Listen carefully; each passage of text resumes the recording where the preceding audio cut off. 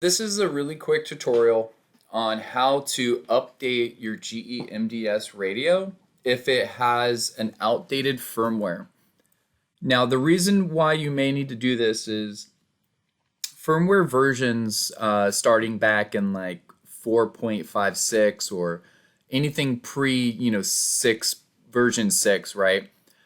When recent browser security changes were released, some of these older firmware versions will not load. And it has to do with browser certificate and security issues. So if you find that your old Orbit that used to work fine, suddenly you cannot connect to it, but it's working, and the SSH still works, and you can connect to it these other methods, but you cannot open it in a browser.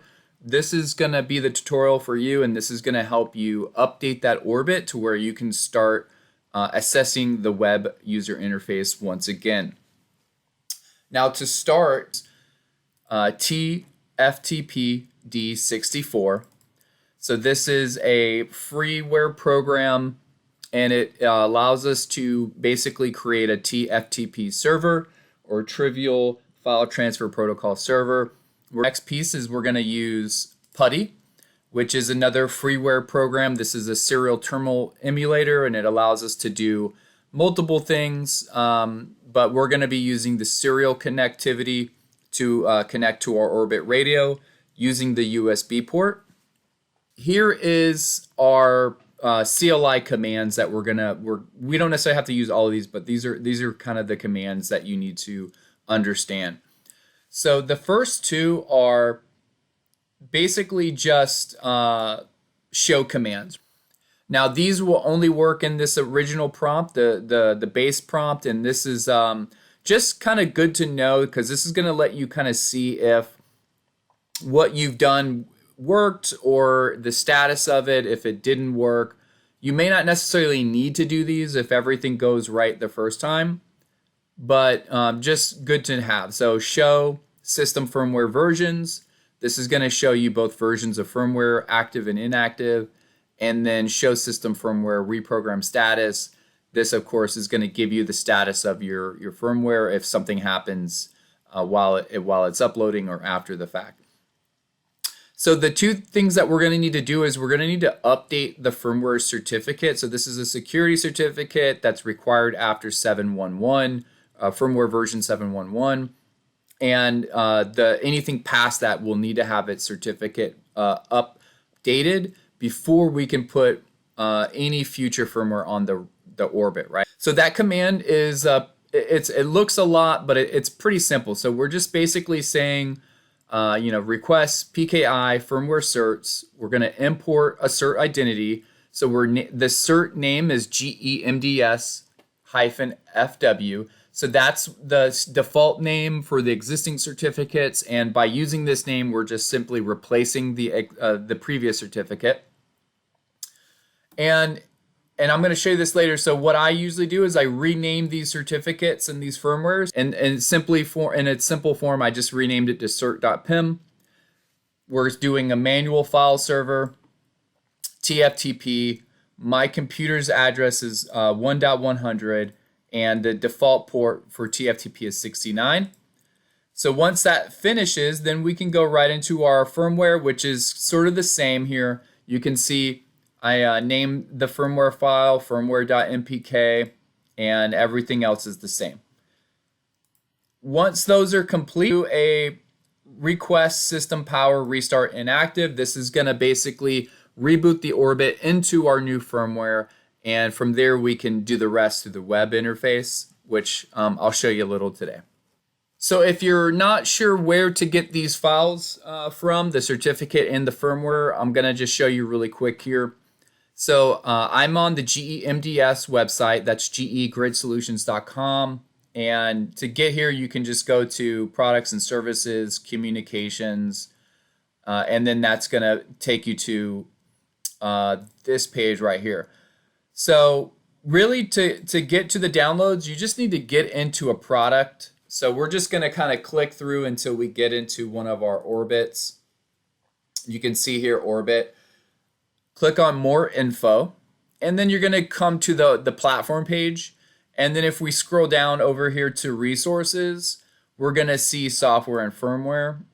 And then right on this main page, we're going to see our latest release, which is 951. And we're just going to click here to download that file, which I've already done.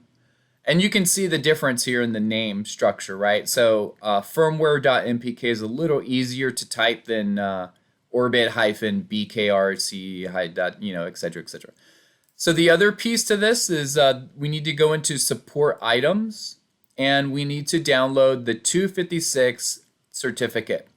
So your device is currently using the SSH1. We need to move to SHA-256. So you're going to download this file. And then I recommend just putting it in a folder on your desktop. Keep everything simple. And that's just going to help you when we're setting up our TFTP server. So before we get into this, here's a picture of what my bench looks like at the moment, right? So you can see here, I've got a dummy load on my radio. If you're going to do something like this, just make sure you have your radio terminated with some sort of antenna. We don't want to leave this port exposed. It's just not healthy, and it's not good for the device either. We are connected using a micro USB cable into the local USB port, which gives us a secure connection into the Orbit, and it kind of overrides all the networking pieces. I've got it powered up, and then I've also got an Ethernet cable plugged in, which of course does not work at the moment, but once we do this, we will be able to connect. Here you can see the files. I've got a folder on my desktop called GE Files. And in here I've got the photo I just showed you, and I've got my downloaded files, my SSH256 certificate and my 951 firmware. Now I've gone ahead and renamed these to just cert.pym and firmware.mpk to simplify the script, or the CLI commands, if you will. When you connect the USB port to the Orbit device, it's going to bring up our serial port emulator. So when you do that, you're going to hear a ding, hopefully. And if you come into your device manager, we should now see Pi USB to serial. It's going to give us a communications port number, COM5. And so now we know what port we need to connect to in order to access the CLI on the Orbit. All right, so now that we know that number, let's go ahead and open up PuTTY. And let's go ahead and connect to our Orbit. So we're going to do COM5, and we're going to increase the speed to 19.2. I believe the default speed is actually faster, but I don't remember that number, and this is the go-to for most of the radios, so I just use this number. We're going to hit open, and there you have it. So we're at the login prompt of the Orbit radio, which has already been factory reset. I do recommend you attempt to do that first. Not covering it in this case, but you can always reach out to me if you need help. So admin is the default login and password. And again, we're on the base prompt. So this is where we would be able to use these other commands for statuses. So just to show you what those commands look like, show system firmware versions. And that's going to show that this radio has two legacy firmware versions, 4.6.8. And if we tried to connect to their web browser, it would fail miserably, and we would think the radio is probably broken. But again, this is not the case. Let's go ahead and just get right into this. So what we need to do now is just quickly set up our TFTP server. So let's look at that. So here's a TFTPD 64, and what we're going to do is we're going to go to settings, and we're going to need to turn off TFTP security, and then we're just going to change our base directory to our GE folder. So GE files. We're going to hit OK. So now it's going to show GE files. And the only other issue is we need to get rid of this loopback, and we need to select our actual interface. Now, this software will, on occasion, sort of want to change this back to the loopback.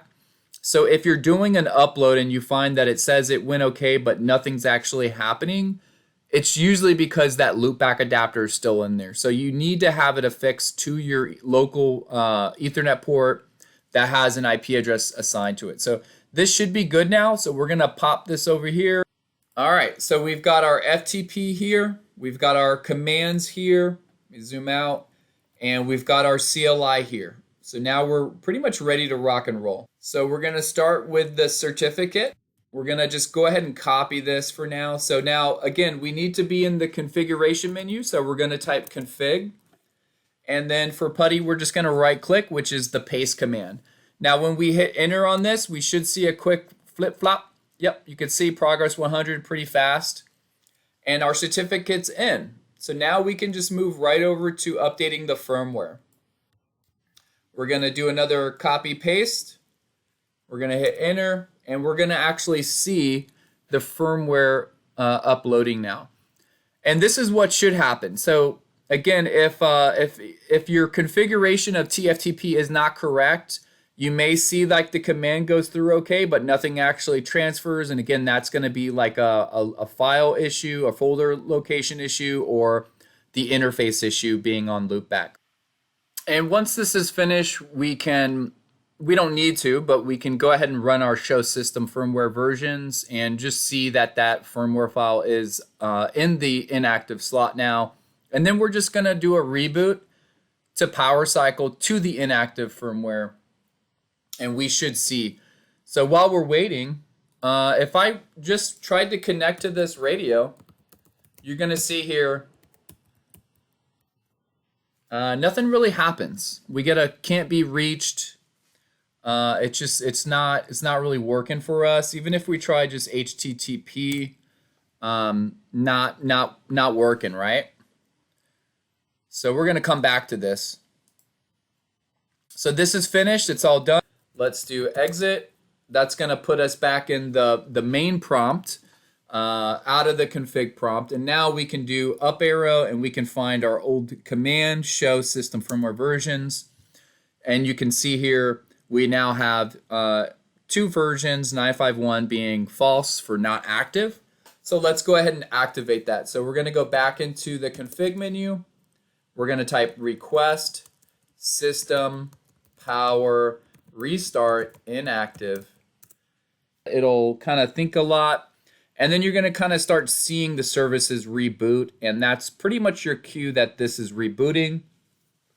And of course, we don't want to restart or power off the radio or anything in this time span. So you can see it just restarted, and yeah, we're good to go. So now, when this comes back up, we should be able to actually just log right into the web user interface, and then we can finish this update from there. Okay, so I've rebooted the radio, and with my browser kept open and without closing it, you can see that now my connection isn't private has come up. So while this probably doesn't look great, this is actually a good thing. So this is our SSL certificate being self-assigned from the Orbit, and our browser, again, with the security updates, just telling us, hey, we're going to go ahead and just hit advanced, and we're going to continue anyways. And voila, we can now access our GE MDS Orbit. So admin, and now we can log into this device. We can clear the list of errors and event details that has been going on, and we can also now, let's just jump over to the advanced menu, and we can now see where our firmware is reflected, and our legacy firmware is also now reflected. So to finish this off, to completely remove that old firmware, what we'd want to do is go to actions and then copy image, and this is going to replace the 4.6 firmware with the latest version, the 951 firmware, and this Orbit is officially back in production. I hope you've enjoyed the video. If you have any questions or concerns, reach out to your local GE MDS distributor or call me at BCI Technologies. My number is 407 847-8848, extension 204. Thanks for watching.